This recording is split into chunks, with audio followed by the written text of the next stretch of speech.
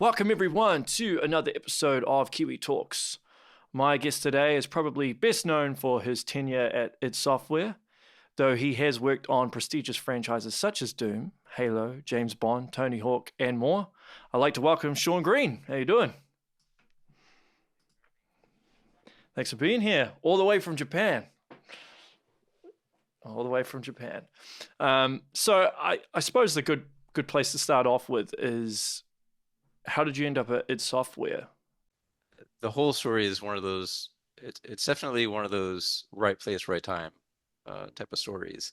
Oh, I So love those. yeah, I met John and the other id guys while I was working at Apogee Software. Nice. Guys who made Duke Nukem and all those other games that we remember from when all this just kind of started to explode. Um, so uh, you know, in 1990, Scott Miller was looking for somebody to come on as a permanent employee to take phone orders, do technical support, and things like that. And my connection to him was through Scott's sister. I had gone to school with Scott's sister. She knew that I was into computers and had done some programming, earlier. Um, so she had mentioned me. I went and interviewed with Scott, and that was pretty easy, and ended up getting hired. So, for the first couple of years of Apogee's, rise to popularity, if you ordered any of their games or sought out technical support, you probably spoke to me. You were Um, that guy. I was the guy, and it literally was, something that kind of exploded. Like, um, once those guys got busy, and they hired me, I was literally, 8 a.m. in the morning. There were, you know, phone calls waiting already, and was literally on the phone from the time I got there in the morning till the time I left. Just constant stream of people wanting to order Commander Keen. I don't know if you remember Commander Keen Oh, and the history with all that, yep, but yeah. the game was so revolutionary that like everybody was calling to order. And honestly, for me, that kind of affected my future as well, because at the time I was studying hardware, because I wanted to do something, on the hardware side of things. And, once I saw Keen, I was just blown away, because this was Nintendo quality game, with side scrolling and great graphics and great colors and, better than anything I had seen on the PC. And immediately, for me, I changed my mind from wanting to do hardware to wanting to get back into programming and learn how to make games on the PC. Um, so yeah, working at Apogee, I worked with Scott for the next 2 years, um, watching the release of Wolfenstein, and was, I helped do a lot of testing on Wolfenstein during development for that. Um, and then, Apogee grew and got bigger. And then in 1993, January of 1993, id Software, because of differences and some issues with Apogee, decided to leave and publish on their own. Um, and so basically the conversation there with Scott was, hey, we're leaving and we're taking Sean with us. Um, so in 1993, I went to work for id, um, up in the big black cube in Mesquite. during that area. So yeah, started at id in 1993 is when all that. And so when you started it, Ed, what was the first thing that you did? Um, I mean, initially it was really just because Doom at that time was very early in stages of development. So it was really just kind of like learning the editor that, John had written, John Romero. So learning the editor, learning the tools, learning the pipeline for grabbing data and putting it into the engine and, adding new assets and things like that. Learning a little bit of level design. Um, I was more interested in the programming side of things. So, one of the things I did was basically, tried to write duplicates of the tools that those guys had had for their pipeline, like the image grabber, which basically, it would take like an LBM screen from Deluxe Paint and you would kind of like draw a rectangle around it to grab the coordinates. And then the tool, it would dump out a text file with coordinates for all the images. And then the tool would, you know, look at those coordinates for the images and then grab them, put them in the engine format, and then stick them in the WAD file. Ah, I see. So how did you end up doing all the ports then? Because you pretty much managed that pipeline, didn't you? Yeah, it's kind of interesting. So during my time at id, I didn't really have a specific niche that I fell into. Um, uh, you know, Everybody there wore a lot of hats, just because, the company was so small at the time. But I think I probably wore the most just out of necessity, right? So like if a machine needed to be built, I would do that. You were the guy. Um, I was the guy to do that. Just random stuff like, hey, the WAD file needs to be updated with these new graphics, so I would do that. Um, Online support, and just having like online presence for the company, which back then it was like CompuServe and AOL and bulletin boards and things like that. So providing an online presence for that. Um, I had done a few levels, here and there for different projects. Um, but then, towards the end of my tenure, when we started doing the ports, um, that was kind of a hole that existed that, I could easily fill. Um, so that's how I, kind of ended up falling into managing all the ports and things like that. And, I had been there probably the most, um, and it just made sense because I was familiar with all of the levels. I mean, by this time, I had played Doom so many times and Doom 2 so many times that, it just kind of knew all the levels like the back of my hand. So, yeah, so it just made Made sense, sense. Yeah. for me to do that. But when we talk about a port, like what's the thing that you focus on the most when you're looking at porting something from, say, PC to whatever platform? Yeah, I mean, you know, obviously performance was one, um, and then, you know, the next probably would be retaining as much as possible the original gameplay. Um, but on most of these platforms, due to memory constraints, the levels are the first things that are going to get chopped up.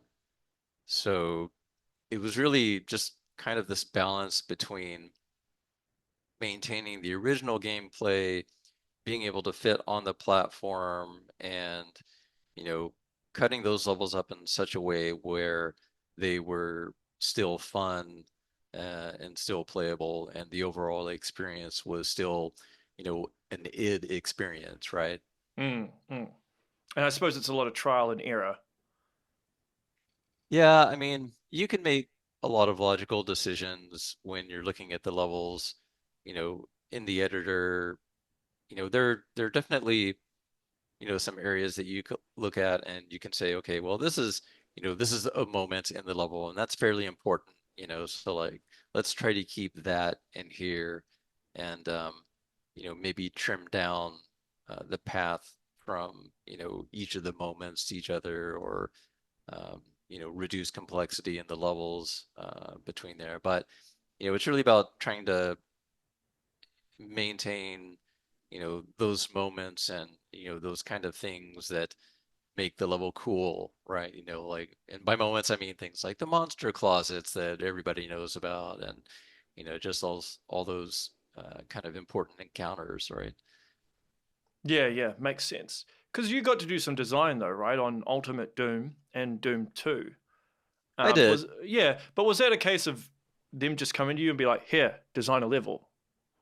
Um, Kind of. It was basically so like, for Ultimate Doom, we wanted that, to kind of be a special thing. Um, uh, so we kind of like we wanted, John to do his levels, American to do his levels, and then I would do some levels. And by that time, you know, as I said, I'm more interested in engineering side of things than I am the design side of things. So that's kind of where I spent most of my time. But then, you know, by the time Ultimate Doom came out, um, I had a little bit better design chops than I did when the initial Doom was released, right? Um, and plus by that time, Doom had evolved to a point where we were no longer designing or creating the look and feel of things, right? By that time, Doom and Doom 2 had already been released. And so it's fairly easy to look at that and say, okay, this is, the look and feel of Doom. And so, creating something that fits within that, already existing kind of scheme and uh, modalities, just it's much easier than creating it from scratch, right? Which is, in the beginning when we were first making Doom, you know, uh, you're creating the look and feel from scratch. So it's fairly nebulous at that point. And so a lot of the stuff that I did in the beginning didn't really fit in the direction that we were creating. So, um, but yeah, I mean, once Doom and Doom 2 are out, it's like, okay, this is easy to like replicate something in this universe. But they must have had some trust in you because you did the final level on Thy Flesh Consumed. Well, you did two Yeah, levels. Yeah, yeah. yeah, So, but yeah, you got to handle the final level. yeah, yeah. Yeah, I mean, it just kind of ended up that way. But did you feel Um, much pressure at the time? Like, okay, this is the final level of this chapter. I have to nail this. no, not really. I Okay, mean, that's good. honestly, the flow was kind of, we took the levels, and after playing them for some while, or for some time, we kind of like looked at it and said, okay, this is what the flow will be. So it wasn't, you know, it wasn't the kind of So, thing where it's I like, see. okay, So it wasn't set John's out as the gonna, final level. right. It Yeah, it was wasn't kind like of, yeah. John's gonna take the first two levels, or American's gonna take the middle levels, and then you'll take the final. So it's more like, it's kind of like when you're creating an album, right? Like you make a bunch of songs and then you figure out, okay, what order of songs feels the best. And it was kind of the same way. Like we played these, we everybody created their levels and we played the levels, and it's like, okay, what feels best for this? And mine just kind of fell where they were. So I guess then when you work out where it's going to be placed in terms of where in the chapter, then when it was decided that that would be the last level, then they'd add in what additional monsters and the spider mastermind, and is that how it all happened? Because obviously when you're first designing it, you wouldn't know that it's going to be the last level. So you're not going to put like Right. a boss monster at the end, are you? So Well, I mean, it depends too. A lot of that has to do with um, level design style and things like that. Like my style is to kind of, you know, sketch out the level in the beginning to get an idea of like, okay, what feels like a good shape. And then you go through and you create your build up and you create your simple things like ammo gathering and all those other things. And then once the player has, a decent amount of ammo and things like that, you create your moments like with your monster closets and things like that. And then, at the end, like for me personally, I try to create, something big at the end that's challenging.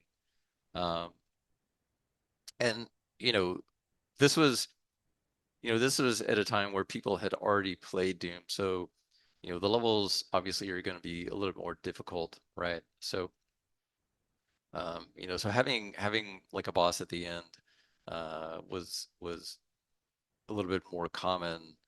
At that point in time, it was just kind of a thing like, yeah, let's make this a little hard.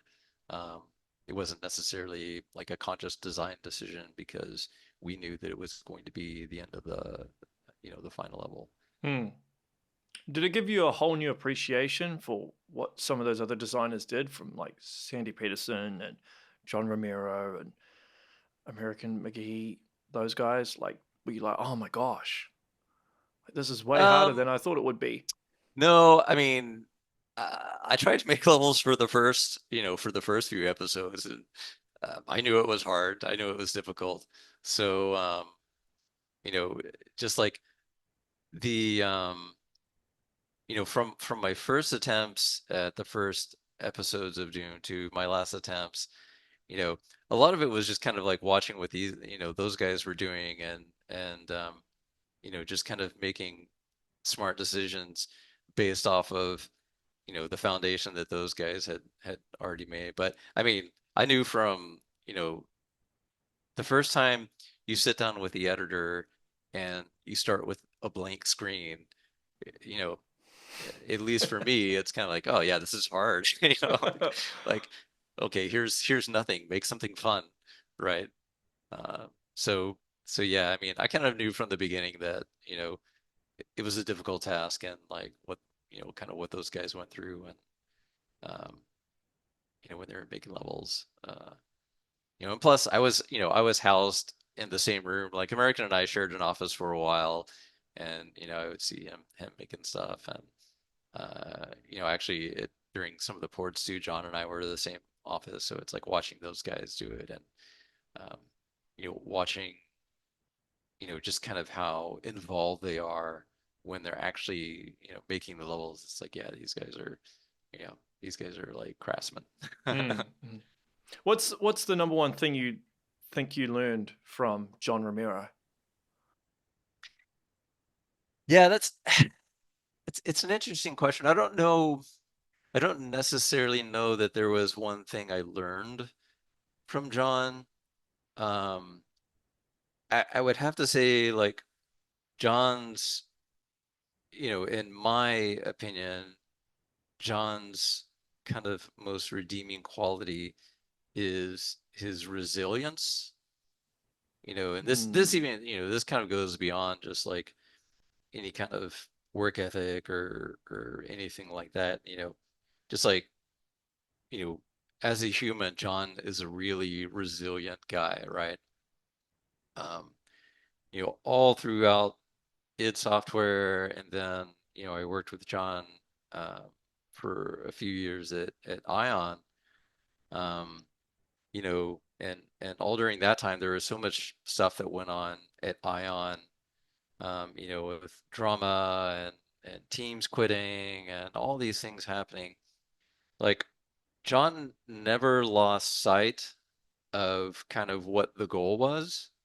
Um, and yet he also never lost his positive attitude. Like kind of he's one of the most positive people I've ever met, right? Like when things are going bad, he's just kind of like he ignores the drama. He doesn't engage in any of that stuff. Um, he just kind of like focuses on getting whatever project he's working on done. Like, what's the problem in front of me? And he never really let, just kind of all the outside drama and things like that deter him. Um, and he's just always remained like a super positive guy, not only in work related stuff, but just like life in general. Um, I'm in the middle of reading Doom Guy right now, Yeah. and it's really interesting to see because I knew a lot of that stuff, but kind of we only ever skimmed the surface. But just to kind of see like all the stuff that he's been through and how he's maintained positivity, it's it's pretty admirable I find in that my stuff quite eyes. infectious, like positive people, because then it Yeah, makes yeah, you yeah, very positive. And I think that's really important in a team environment yeah, if you have a leader that's like that, yeah, because then you yeah, notice it when they leave. You're like, ah, it can really yeah, yeah, can yeah. And really affect the morale. it was and that was kind of like one of the things when we were at ID. Um, you know, Romero is like super fun guy to hang out with, and he's also productive. Um, but then when he left, um, you know, the next personality was John Carmack, who's this, very Very different. very serious guy. He's got a work ethic that nobody can match. Um, so for me, when John left, it kind of left a big hole. It did, uh, and it was yeah, it was just kind of like I felt it was time for me to go, and luckily John gave me a place to go. Um, not there's anything wrong with Carmack's work ethic. Um, Obviously, it's been this amazing thing and kind of Well, a it's like yin and phenomenon. yang. I kind of feel like It John it Romero and was. John Carmack, like they brought the Yeah. best out of each other because they were Yes. opposites and they had their different Absolutely. strengths and weaknesses. Yeah. And Yeah. like to this day, I've never worked on a team that worked so well together. I think, when John left, it was is really unfortunate because, the chemistry that those guys had and their ability to work and get something done so quickly, you know, to me, that was my first experience. So I just thought that's the way it was, right? But then, Yeah, true, true. Yeah. yeah, like going to other companies, it was just not like that. Um, uh, I haven't So you really started to worked at. appreciate it more as time went on. Oh, absolutely. Yeah, Yeah, because I yeah, suppose you don't know what you don't know. So absolutely. yeah, so your first main gig, you're with Ed and with John, and then you go off somewhere else, and then you end up appreciating what you had. Yeah, Yeah, yeah, totally. Yeah. it goes to show how important the morale of a team is, and how they really need to be a cohesive unit. But then the leader does have a ripple effect on the entire team. It does, but honestly, the thing that was unique about it was there wasn't really a leader. You know, all those guys worked really well together, um, as peers and equals. Um, and that's, I think it was just a unique situation because at that time, you know, Adrian and Kevin, were working on their own specific part of art. Um, John was working on, John Romero was working on coding utilities and level design. John Carmack was working on the technology. American was working on levels. Sandy was working on levels. Tom was working on design. So everybody kind of had their own set of tasks that they had ownership over, right? And the communication was good. Um, so it was really, just kind of this free-flowing creative environment, um, where nobody really stepped on anybody else's toes. Um, and I think because of that, they were able to get a lot of stuff done very efficiently. Everybody had their own thing that they owned. Um, Do you think that has and something to do with the fact that it was a small team as well? Because obviously, when a team starts to balloon, yeah, then yeah, you yeah, typically need someone to kind of manage the structure so yeah, communication doesn't absolutely. get lost. Yeah, and it's, and that's specifically why I mentioned the communication, right? The communication was Yeah. pretty good. I mean, these guys are in offices right next to each other. Carmack and Romero were right next to each other. So it's like if they need to discuss something, Carmack or Romero would just walk 10 feet and talk to the other one and hash it out and get it done. There's it's running a company is one of these funny things. Like as you get more people, you need more management. But then as you have more management, um, things get more convoluted and more difficult, right?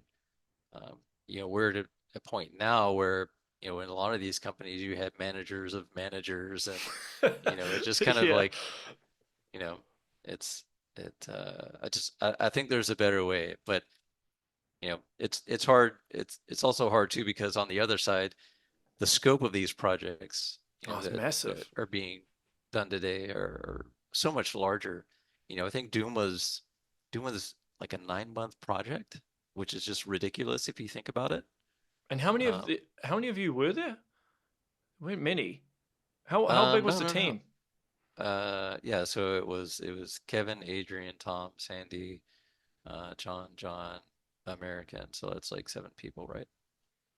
Which is unbelievable in this day and age. Yeah, Yeah. yeah. But Just I wouldn't mean, happen unless it was an indie studio. yeah, but I mean, like, Carmack's a monster. Like you look at how quickly he was developing tech and, you know, like looking back on it now, knowing exactly what was involved. I mean, when we came up with or when John came up with the BSP visibility solution, that was like, he's like, did that over a weekend, right? He, he rewrote the entire visibility solution in a weekend, right? So, John Carmack has always had like a real clear vision of like what possibilities were available, in terms of like solutions for problems and things like that, and how those could potentially be integrated. Um, and he was always just really quick, to get an idea implemented. Um, yeah, that just always kind of blew me away.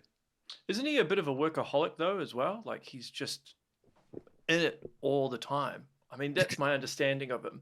But Yeah, it's kind of funny. I mean, because the whole workaholic thing, that kind of like, that kind of gets grouped in with like crunch and all that other stuff. But I think that yeah, it's, they are. I suppose that line can blur, but but the funny thing is like the thing that I always noticed about crunch and about the hours that you're working is like, you know, the circumstances under which you're having to work those hours. If you're if you're driven and you're in a really creative place, um, I count code as a creative thing, you know. So like, when you're really driven and you're in this really creative place and and you've got kind of a flow state going, I think, the hours pass by much easier, right? And even a lot of times without intent, right? oh Um, yeah, so it's self-inflicting. yeah, it is Yeah. self-inflicting, but at that point, it's not really detrimental because, the psychological impact of it, um, is it's not negative because it's not being forced upon you, right? You're doing it kind of your own drive, right? Like you've got this thing, you've got this idea, you want to get it done. And so, the psychological and the stressful impact of it is much less than, for example, if, your manager tells you, hey, team A is working crunch, so you're working crunch, right? Yeah, yeah, You know, totally. so but he does work a lot. He does work a lot. I don't know if maybe workaholic, you could say that, but yeah, he works a lot, but I think it's just because, you know, he's a really driven guy, and when he's got an idea about something, um, he's, just very quick and very diligent about, putting it out there and implementing it, and, just kind of getting it out into reality. But these high level success stories, in regards to anyone, it usually comes with some level of sacrifice, right? I Sure. mean, John Yeah, Carmack of is course. John Carmack because of what he's Yeah. done to become John Carmack, right? Yeah. Yeah. Yeah, Everything in life is an exchange, right? yeah, exactly. Yeah. For him, I think he had all this inertia early on in his life. Um, and, during that time, um, all this technology and game development were the only things that he had going on, right? So he like, he focused on those things early on in life, and then, later on in life, focus on other things, right? Hmm. So he's been able to, he got married and has had a family and, raised a family and all those other things. But that happened like much later in life, right? So early on, he had the time to where, he didn't affect anybody external to him, right? So he was just by himself, and he could do those kinds of things. And, because he was driven, and because it was something that, was kind of a creative desire for him to, write all this technology and things like that. I don't think like, you know, the mental impact probably wasn't, as negative as you might think, right? Well, as you mentioned before, if it's self inflicted and Yeah. you're doing it on your own accord, I think it is different from a manager being like, you have to work 110 hours a week or Yeah. whatever. Yeah. Yeah, Yeah. Yeah. yeah. Yeah. And you mentioned time, but I think a big thing for programmers is time. And programmers, I would think, have a period where they kind of get in the zone. Yeah. You have to get into a bit Yeah. of a zone, and then when you're in the zone, you want to make sure that you stay in the zone. And Yes. time's just not even a thing. Yep. Yeah. Yeah. Do you recall, like, what's the longest period you kind of got into a zone and then lost track of time? Ugh. Like, Yeah. I mean, that happened pretty frequently. Less at id and more, as, I got into engineering and things like that. I mean, um, definitely had a lot of those moments, at Ion Storm working on Daikatana. Definitely had those moments, um, at Gearbox working on some of those projects and things like that. Uh, so yeah, uh, yeah, definitely can remember a lot of times, you know. what, what was it bad when you were working on Halo, or was that a good time? Like, Halo was a really fun project. Um, and I think it also had a lot to do with the people I was working with. Like really enjoyed working with all the guys at Gearbox.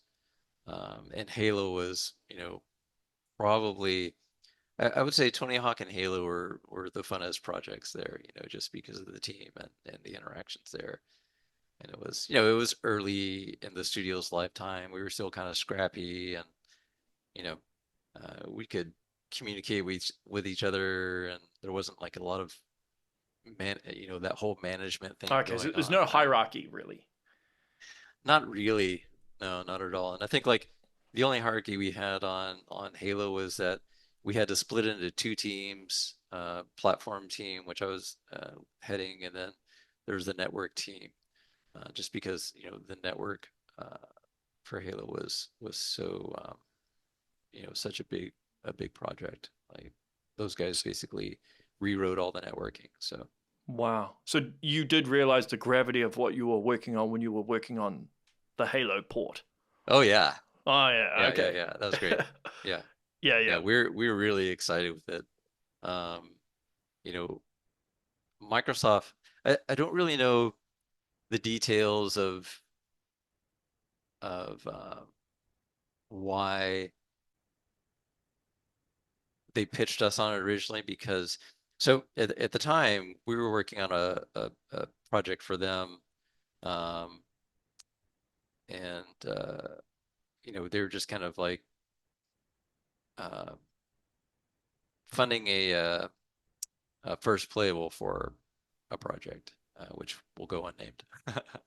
Fair So, enough. at the same time, they're like, "Hey, we've got Halo. You guys want to give it a shot?" And of course, me, like, I'm all about problem solving and doing fun stuff. And ports at the time were kind of my thing. Like, you know, I just had to be really good at porting stuff. Like we had just come off Tony Hawk, and it was me, another engineer that uh, came to Gearbox with me from Ion Storm, and a designer, and we had just come off Tony Hawk that we did in like 6 months. So it was a real quick project. Um, and I was kind of like ready for the next challenge, and they mentioned Halo. I'm like, dude, of course, yeah, absolutely. Um, so it was funny, I ended up porting the base version over a weekend, and Is that getting all? yeah, yeah, Wow. yeah, yeah. Well, you know, uh, the Xbox is really just a Windows machine, Yeah, I suppose that's true. Yeah, yeah. but there were some kind of tricky things that you know we did to just kind of like get it up and running quickly. Um, But yeah, generally it's BlamLib, which is, what Bungie had used for like going all the way back to Oni and all those games. So it was fairly mature source base. It's pretty well written. So when you're dealing with good code, a lot of times it's easy if you can see, the what you're looking for is like the differences. Like, well, okay, what are the things that I care about that I need to change to get this running from platform A to platform B? And so, like, that's kind of how I approach the problem. And like, there were really only a few things that needed to be, you know, uh, changed to get it up and running from the Xbox to the PC. So we had like this, you know, uh, you know, by the end of the weekend we had this flat shaded version of Halo up and running, and yeah, it was super exciting. Um, and then the next steps were, just doing research, which really just kind of involved us playing a bunch of Halo, Yeah, yeah, yeah. playing Research, with the yeah. physics. Yeah, I mean the physics the physics for Halo were great, and it was, that was a game in and of itself. It's like, okay, okay, put another sticky grenade here, and let's see if we can pop it up over the arch, and just, all these, you know, just physics games, and, you know, again, more research. Yeah, yeah. Can you play a game and enjoy it just as a game, or do you go into your or put your programming hat on and start thinking of all the things in terms of what's going on behind the scenes or what you would do, or do you be in awe of certain like physics engines, for example, within games, or are Yeah, you just I tend enjoying to it do as it both. is? Okay, I you mean, do like, both. I can have a lot of fun playing it and be like, oh, how did they do that, particular thing or that particular effect or whatever. Um, So, you know, it all this development stuff has gotten so crazy. Like the stuff that Oh people are yeah. doing these days is just amazing. So, it's really cool to see, just how far all this is advanced, and, what all these amazing talents are doing with games these days. So yeah, definitely I don't really play as much as I used to, just, because It I've happens. been on break from that, right? Yeah. Um, but I mean, I still pay attention to the industry, and when I see something really neat, it just kind of like, I just love seeing the stuff people are coming up with. Yeah. I think the thing that blew my mind in terms of physics lately was Zelda Tears of the Kingdom. I'm not sure if you played that, but just Love in terms, Zelda. I'm a huge Zelda fan. But like the physics in terms of like creating stuff and the fact that Yeah. no glitches and bugs and nothing Yeah. breaks. I mean, I saw a whole bunch of programmers on Twitter when it released, and they're like, "How the hell does this even Yeah. work?" Yeah. Yeah. Yeah. I mean, it's I consider, the latest Zelda a masterpiece. It's like, just from kind of a technical standpoint, what they tried to achieve and what they did achieve and just how solid it is. And um, it's kind of like you said, it's like because there's a lot of generic stuff that can just happen from, for example, lumping a bunch of objects together, right? Mm. And they've done that and got it all to, behave, if you will, you know. So yeah, yeah, it's agree. I mean, there's like, infinite number of permutations. Like there's no way to test a lot of this stuff. Well, So that's right. That's why it doesn't. It just surprises me. A game of that size can release with pretty much close to no glitches or yeah, bugs or game breaking things. I mean, the amount of QA that must have been yeah, done on that is crazy. yeah, Yeah, yeah, crazy. yeah. Because obviously you're well versed in QA. What's the most common thing when you're doing QA for a project? What's the most common problem that occurs? And I don't know, there's such a thing. Um, Well, I suppose every project's different, right? But like you did a lot of the QA for Final Doom, didn't you? So what was a common well, most, bug that would come up? I mean, there wasn't really like a common bug. Um, for Final Doom, it was really about maintaining a specific level of quality and just trying to come close to doing things the id way, if you will. Right. Um, like just having, you know, solid, contiguous themes, and not just kind of like, like look and feel is very important, right? Hmm. So look being like, solid themes and motifs and, not just a lot of random textures and things like that. Texture alignment is kind of a huge thing. Um, that's fairly common to see like, oh, you've got like you're 2 pixels off right there. So, can you adjust that? Um, but yeah, I mean, there wasn't really any one particular thing that stood out a lot, uh, at least from what I remember. The biggest thing with the ports in general was always about um, playability and maintaining a level flow and things like that. So playability is fairly huge, and that's like something that we're always looking for, or we were always looking for. Yeah. So in your opinion, what would you say is the hardest thing about programming? Um, the hardest thing is finishing.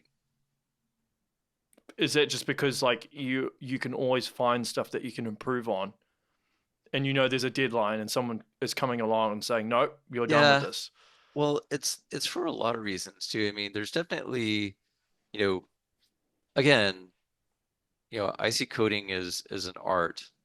Um, so, there's that whole part of like making sure that a thing is done and intending, it works as the way you intended it to. But generally, I mean, just finishing in general is difficult. Um, because a lot of things tend to pile up at the end of the project. Um, that's kind of where a lot of the really important work happens, like, the whole 80/20 rule and all that. Um, And is but it's this? like, Yeah, okay. yeah, go Because ahead. I was going to say, because one of the things with programming, I would think, is you'd probably think that you have a rough idea of how long something's going to take.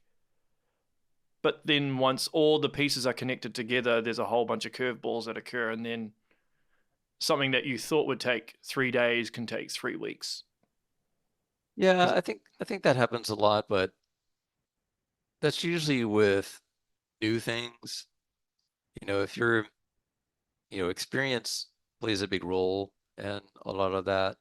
Um, like one of the things that I learned that, a lot of people don't think about is, integration is a really important aspect of coding and writing features and things like that. And, a lot of engineers and a lot of producers and, guys who are writing these schedules tend to look at features in a vacuum.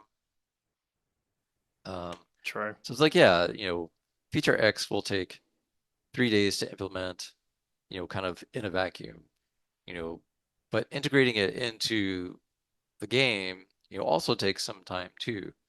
Um, so a lot of people tend to forget the integration aspect of things. Hmm. Um, so that's like, that's really kind of one of those things that only comes with experience, is like once you've done that a few times and you've missed some dates because of that, you kind of tend to take that into account of like, okay, it's going to take me, this long to get this feature up and running in, my demo level or my prototype or whatever, my sandbox. But then like integrating it as an actual feature into the engine is also going to take this much time, and this has to be done, that has to be done, so on and so forth. So Hmm.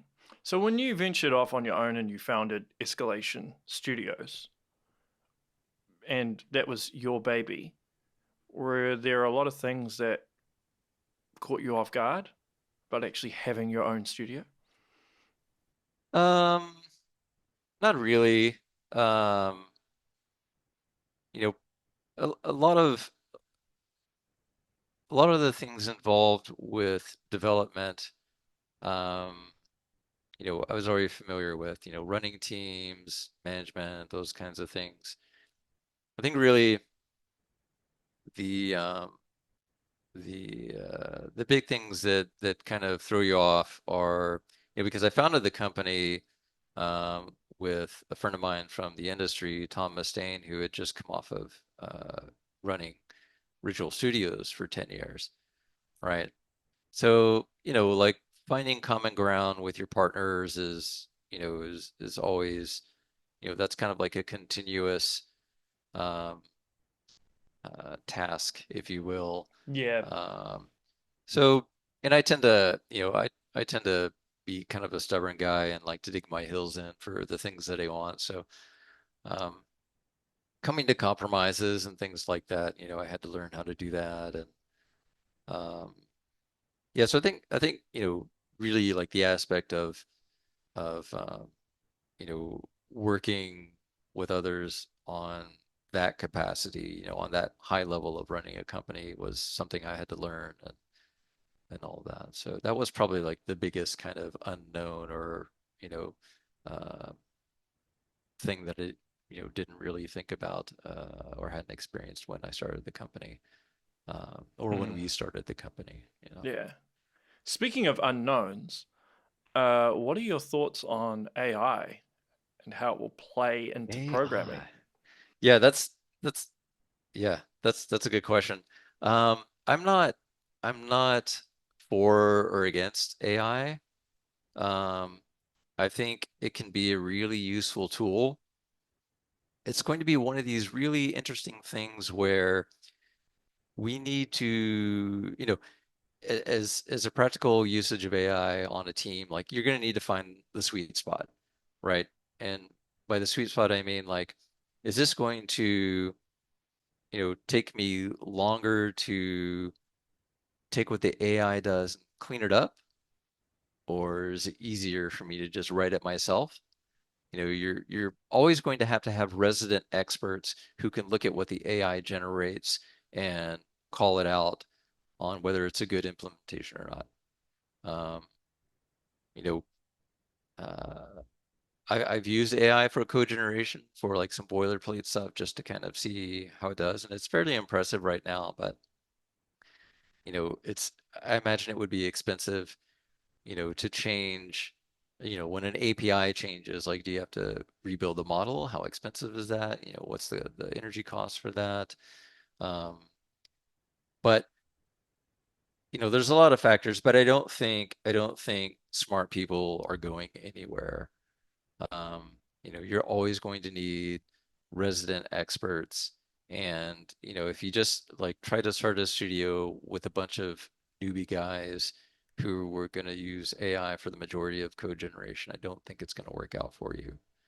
Um, Yeah, I mean, there's always people that I suppose kind of abuse new technology. I feel like I think it's good as a tool. yeah, yeah. Yeah, But it's not, you know, and having run a company, I understand the desire to save money, but you also have to understand when you run a company that, money is not your only cost, right? There's a cost for not hiring experienced people, right? You can't just throw bodies at a problem and add in some AI and, you know, think that it's going to go well. So, I think, we're probably going to have to rewrite the Mythical Man Month to take into account AI, and the end result is still going to be the same. It's like throwing bodies and now throwing bodies plus AI at the problem is not going to solve it, in the way that you think it is. I Um, agree. I just think the people in the suits are going to do it anyway or attempt it. of course, yeah, Yeah. and it's similar to the cycle that we've experienced over the past 20 years. Um, things have become more managed. There's more overhead. I really appreciate the kind of the piece that Carmack wrote when he was discussing leaving Meta, right? And like how long it takes those guys to get stuff done just because of all the bureaucracy and all this other stuff. And it's like, you know, there's there's a sweet spot, at which, you know, thing A is useful, thing B is useful, but maybe thing C doesn't fit into the equation as much as you think it does. Um, so yeah, it'll be interesting to see what people learn about, finding that sweet spot and, you know, using AI in a useful way and not just like completely depending upon it to solve all their money problems or get them investors or whatever. Hmm. I wanted to ask you because you live in Japan, you're in Mhm. this unique scenario where you kind of have an understanding of Western development philosophy, but you're probably getting exposed to a lot of Japanese development philosophy at the moment as well, and where you sit with it, right? Because it seems to me that Japan seems to be in a lot better position to navigate the future of development than the West, because you're not really hearing about layoffs and all Yeah, that sort of stuff like you are in the West, which is really bad at the moment. yeah. I mean, you know, it's yeah, it's very interesting. I think Japan hasn't really changed their design philosophies um, since all of this, began back in the late 70s and early 80s and all of that. Um, you know, from what I've experienced and seen, the Japanese focus on the quality and experience of the product, and the West tends to be geared more towards you know, pleasing investors and increasing the numbers. Um, one of the reasons that I've kind of backed off from the industry a bit is, when I left in 2012, the focus at that point was less about making a fun game and, more about like, you know, how many microtransactions can we create, right? And for me, like I've been playing games since I was 8 years old, and the fun is what I love, I don't I'm not, you know, I'm not really a big fan of like the whole business side of it where, profits are the bottom line. And from what I see from, the Japanese philosophy, like definitely they take that stuff into account, but they also know how to balance it with making a good game. I mean, Zelda is a great example, right? That's a great game. Those guys, Zelda was delayed 2 or 3 times, um, and there's no microtransactions in Zelda. There's no loot boxes. There's nothing like that. Um, And so I Zelda's think bigger than that's it's ever been as well. yeah, yeah. It's yeah. It's Yeah. just crazy. I think it's really just a matter of philosophy and what your desire is. I mean, surely there are lots of game dev studios who are about, gameplay and all those things in the West, but the thing is, publishers aren't putting their money there because, there's no formula, right? You can't predict a hit. We've No. we've seen lots of examples of that where like, hey, who knew that this particular game was gonna explode the way it did? That's great. Let's copy it, So there's not like any investment in innovation, right? Nobody wants to take the risk because they're dealing with high numbers and they've got to appease their investors, things like that. So, and I get that, but it's like, if you want to do something new and great, you have to have, um, you've got to have some risk, right? And you've got to put faith in your team. If you have an experienced team, like put your faith in those guys and support those good ideas, invest in and invest in gameplay and invest in, what this is all about. This is all about like games and fun and community and, making it all about like profits and cash, is it doesn't feel great. Well, it doesn't seem sustainable either because No, I mean, budgets are inflating, but the rate of return doesn't justify it. I mean, there was that Sony leak where like Spider-Man 2 cost like 300 million and they had to sell yeah, like that's seven crazy. and a half million units to break even. I'm like, what? Yeah, that's crazy. That seems crazy. Yeah. But you also look at what's going on with over the past couple of years, like all these companies have been focused on building their coffers, and the way that they've done that is through creating the appearance that they're innovating and they're doing great things by like, oh, we need to hire tons of people and, expand our studios, or Google needs to expand their employee base because they're working on so many great things to pull in, investor interest and investor money. And then 2 years later, they fire all those people because most of them were doing nothing anyway. But their stock price went up, and the impact that those layoffs had on their stock price is, you know, it's not large enough to counteract, all the money that they raised prior to that, right? So it's like, you just have this investor game going on where, you're fooling investors into thinking that you're creating something and you're creating buzz to get um, investors to invest and hiring people, but then you know you eventually reach a point where it's not sustainable. Like you said earlier, that kind of behavior is not sustainable, and as a company, you're just like, oh well, we just need to lay some people off.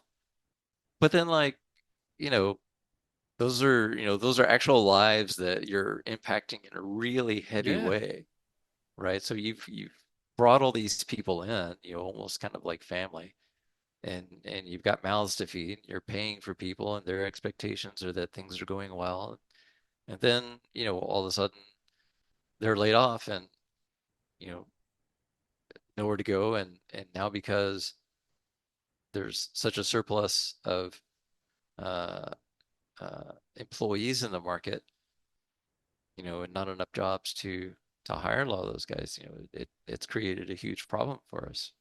Well, and it Um, kills morale and positivity as well. Like if I would think if I was a game dev and I'm trying to get employed at these numerous companies, in the back of my mind, I'd be like, when could I be laid off a year after getting employed? Like, what's going to happen?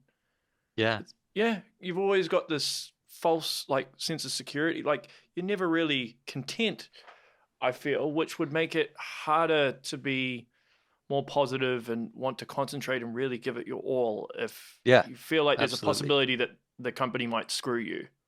Yeah, Yeah. absolutely. That's definitely, you know, something that impacts morale and company psychology. I mean, at a previous company I worked at, we kind of had some issues like that. People were, um, uh, people had found out, I guess, what was it? People had found out like burn rate or something like that, and you know, started to create that kind of worry, like, oh man, that's a lot of, our burn rate is a lot. Are we going to be able to survive? Am I going to be here 6 months from now? And it definitely affected morale and the way people work because, if they can't see if you can't see a positive future when you're working at a place, it's hard to feel good about like, whatever project you're working on, and you don't want to give it your best, because, you know, you kind of develop a negative attitude, because who knows, the future looks pretty glum. So Yeah, I mean, I know of a few devs who've been so stressed out, from this whole thing. They've ended up in hospital. Some of them have had heart attacks. I mean, luckily they're still alive, but like this is a real, real big problem, yeah, and there yeah, and doesn't seem it's to be anybody that's willing to fix it. yeah, I'm sure there are, but There like are, but you probably just don't hear about them the because all the problem is negativity like, how gets. do we invest in those people, right? We need to invest in those people. There are a lot of people out there who could do a good job of running studios and who are going to make good games and things like that. But again, it's like, those guys are innovating and it's a little bit more of a risk. So, we have to get to a point where, investment capital is interested in taking more of a risk, right? It's all Um, about short-term profits as yeah, well, yeah, yeah, yeah, as opposed yeah, to the longevity of a company. I mean, yeah, Nintendo has survived because they really think long term and they protect their IP. You know, yeah. um, And they do things like, oh, when the company's hurting, the principals take a salary cut. exactly. You would never. That would never happen in the West. Ever. Never, never. Never happen. In So, fact, they'd probably get a pay rise. They'd lay people off and get some bonus approved by the board or something. yeah, oh, so terrible. Yeah. It makes no sense. I've never Yeah, understood it. yeah. I'm hoping things improve because I mean, right now things just don't look great, and you know, games is such a great industry, and there's so many great people out there. Like you know, I've worked with some really amazing people. Um, you know, not only their talent, but just some really cool people. You Hmm. know, and I know there's a lot out there. So I just hope it's able to recover and we can kind of you know shift from this ideology of like formulas and matching you know matching the spreadsheets and making sure that we hit our bottom lines and move to something more about like you know this is fun. I know it's fun. And because it's fun, it's going to make money. Hmm. It's been proven since games started. That's why we're here, is because people found games fun and they spent money on it, right? That's right. Yeah. And having because there's a number of American devs now that are in Kyoto, right? And you're in contact with these people. Is Some this of them, some of them, yeah. some of them, yeah. But is this the sort of discussion that comes up within these sort of circles when you guys talk about this sort of Yeah. thing? Yeah, Yeah, we actually had a meetup last Saturday and we're talking about, these same kinds of things. yeah, But it's the same conversation that we're having now. yeah, Like yeah. everyone's aware of it. Like the devs are aware of it. Um, and most people, you know, have consensus on what the problem is. Um, So it's not really, you know, it's not really rocket science. That's what I'm saying. Like there's people out there, that could be able to run a company and make it successful and also make fun games at the same time being profitable. But it's like, again, we have to, um, we have to, investors have to be able to want to take a risk, uh, at fun, instead of like, what we know is profitable. That's easy. Like, you can, release FIFA 2025 or whatever, and like people are gonna buy it, right? So like that's, that's fine. That's easy money. But there's no innovation there. Like, there's no new gameplay. Um, Well, it feels like the game industry is falling into the same trap as the film industry, yeah, yeah, yeah, like the yeah, exact same trap, where yeah, it's having to rely on, remakes and remasters and recycling the same IP, yeah, over and over. And even with the PS5 and PS4, there's not really that much difference, I feel. They're really just pushing graphics more on, I suppose, frame rate. But in terms of right, actual innovation, as you say, it's quite right. rare, or it's becoming a rarity. I don't know if you feel Yeah, the same. yeah, totally. And honestly, I mean, I love all the cool new hardware and all the Oh, yeah, amazing of course you would. things. Yeah, yeah, yeah. The graphics are amazing, but you know, the graphics by themselves are pretty, but you know, pretty is not fun. That's You right. know, pretty is pretty, but pretty is not fun. Yeah, yeah, that's So, right. like, let's get back to making this stuff fun and innovating and creating original gameplay and doing something cool. Yeah. You know. Hmm. Well, Sean, this has been a pleasure. I will wrap up there.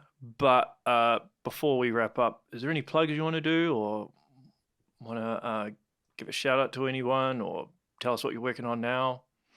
No, No? secret project. I am working on things. I do still like games. Would love to be able to release something, but currently working on sandbox prototypes right now. Nice. Um, Shout out to all the amazing, cool people that I've worked with in the industry and that have opened doors for me and been such a big part of my career. And also shout out to all the cool creative guys who are waiting for their big shot. I hope you guys get it. Just hang in there. But Yeah, yeah, this has been great. Thanks for having me on. no problem, no problem. Um, Given you're in Kyoto, would you ever want to do something for Nintendo, or are you kind of like, nah, nah, I'm doing my own thing? Um, Nintendo is kind of one of those dreams. I'd love to work for Nintendo. But from what I understand, it's probably, it's They're very the hard to get into, I've heard. Like, Nintendo Kyoto is very hard to get into, and they were also a very traditional Japanese company, from what I understand. Um, I've heard that they're a little bit um, easier on, you know, uh, uh, American folks or, gaijin. So, um, yeah, I don't know. I'd have to see, but I mean, who from knows?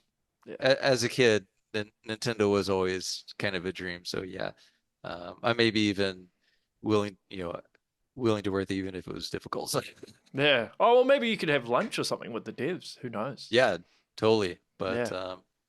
yeah, I hear it's a really cool place. But yeah, like you said, very hard to get into. Yeah, very Japanese work environment. So Yeah. yeah, Hmm. love Nintendo though. Yeah. Love Nintendo. Good way to end it. Yeah. Cool. All right. Well, that is the show, everyone. Make sure you share, like, and subscribe. And until next time, stay safe. See you later.